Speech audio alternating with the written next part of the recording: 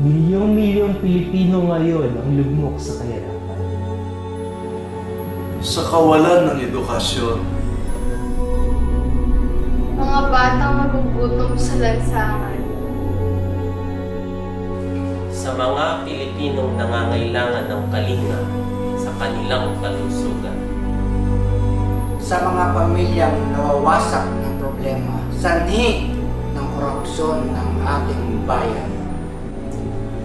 At ang pinakabigat na problema na hinaharap ng ating bayan ngayon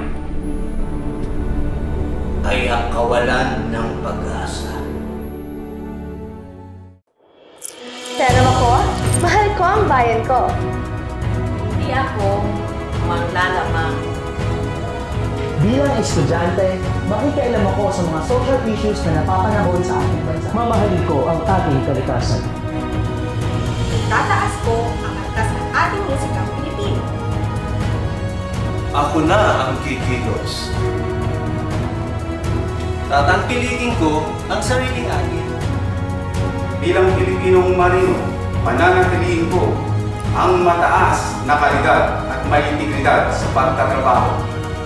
protektahan at pagsilbihan ang ating bayan.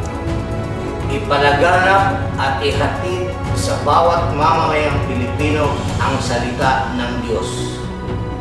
Kung nais natin ang pagbabago, kailangan simulan sa ating mga sarili. Dahil para sa akin,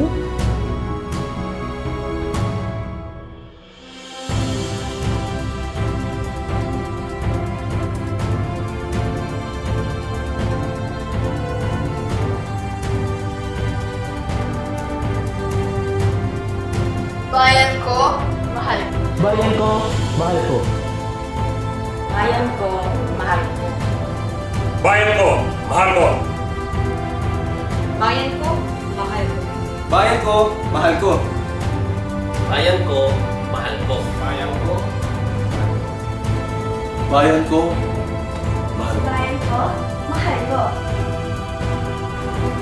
Bayan ko, mahal ko.